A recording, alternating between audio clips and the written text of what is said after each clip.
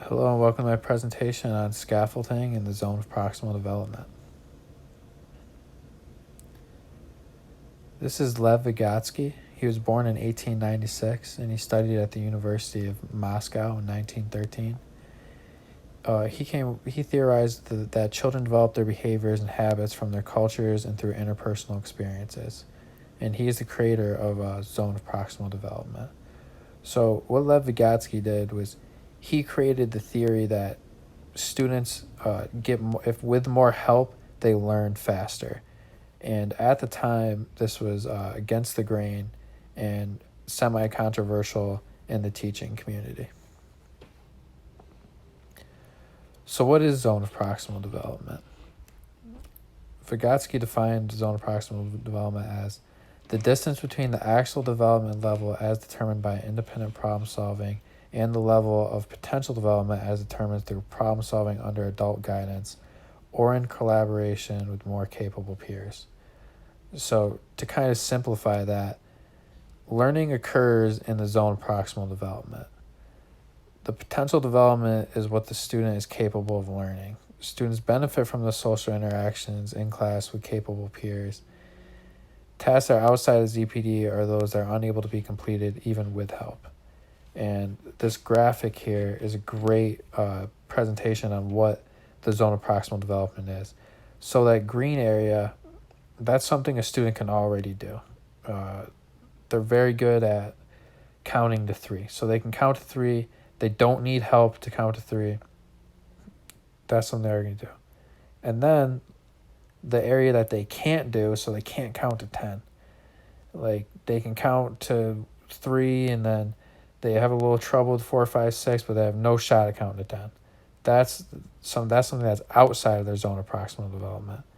What the zone of proximal development is that area that a student just needs a little bit of help to get it from an outside source or somebody that is more capable of them, and it could be a peer or it could be the teacher personally.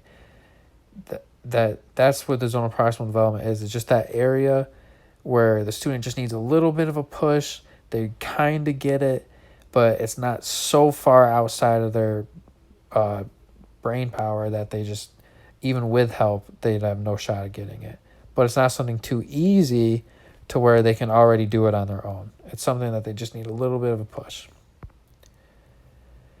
And what scaffolding is that little bit of a push. So when a child is in their zone of proximal development, an expert will provide them with assistance to help them accomplish a new task. Teachers give a lot of support in the beginning and slowly remove help until the student can do the task on their own. Once scaffolding is removed, the student should be able to do the task on their own independently. So scaffolding is a teaching technique used by teachers in a student's zone of proximal development. So this graphic here shows this little man trying to get to the top, to this light. So that light is in the person's zone of proximal development.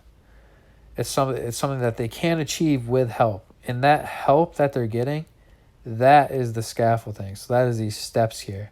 So with feedback and, just a little bit of a nudge here and there, or maybe a lot of help, the student can get it. And then what a teacher is going to do with the scaffolding technique is they're going to start taking away that help slowly.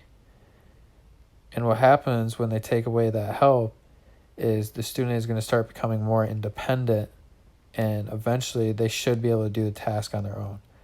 So that is what scaffolding is. Scaffolding is just that little bit of a nudge that teachers give to help their students and build them up, as in i.e. scaffolding, until they get it. And then in the end goal, eventually the teacher is going to take away the scaffolding until the student is capable of learning it all on their own.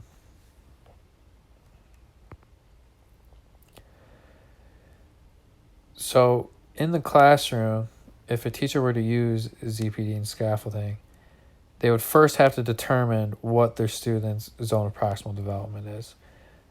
Because without the zone of proximal development, a teacher can't use scaffolding. So a teacher is going to find a task that is in the student's zone of proximal development. And then Once the zone of proximal development is found, that's when a teacher can use scaffolding. Because scaffolding is not going to work if they're trying to learn a subject that is so far past their knowledge or capabilities at the moment that even with help and even with scaffolding, it's just they're not going to get it. It's got to be in their zone of proximal development so that if they just get a little bit of help and some scaffolding, they can get the process with help, but they can't do it quite on their own. It's not something that they've already mastered in their head and don't need help. And that's once you find the zone of proximal development, that is when a teacher gives help, and then takes it away so that the student can learn by their own. And this visual here of the kid making ABC blocks. So the student's zone of proximal development in this hypothetical would be the student can't make ABC on his own, but he has a general, he's close, he just needs a little bit of help to get ABC. And D, E, and F, he just has no idea. So what he does know is he knows A, he knows B, and he knows C. That's something that he doesn't need help with. He knows that well. But the sequence is what he just needs a little bit of push and needs a little bit of scaffolding to get it. And then the teacher's going to eventually give him the help until with help he can do it. And then the teacher's going to start giving or taking away the help slowly until the student, when she takes away her help, the student can do ABC all on his own. And now that is something that he knows well, and now he can work on D, E, and F. So what's the difference? Well, the main difference is that ZPD is not a teaching technique as opposed to scaffolding. It's that area of learning that a student can't do on their own. And in order for scaffolding to work, the teacher must find the zone of proximal development. And the zone of proximal development is different in everybody. So everyone's zone of proximal development is different. Zone of proximal development is not a teaching technique. Zone of proximal is only useful with scaffolding. And scaffolding is only useful with zone of proximal development. As seen here, as scaffolding is associated with ZPD, but is not a concept that was introduced by Vygotsky. So Vygotsky created zone of proximal development, but once time went on and things kind of evolved, scaffolding became more of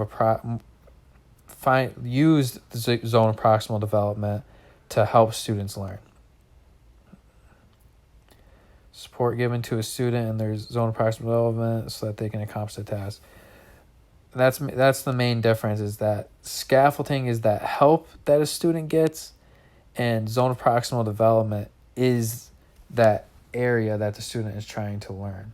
So they're different, but they coincide with each other, and it's important that you know the difference, because you can't use scaffolding without zone of proximal development. And if you know someone's zone of proximal development, but you're not good at scaffolding, the student's never going to reach their goal. So that's all I got for you today. Thank you for coming to my presentation, and I hope you enjoyed.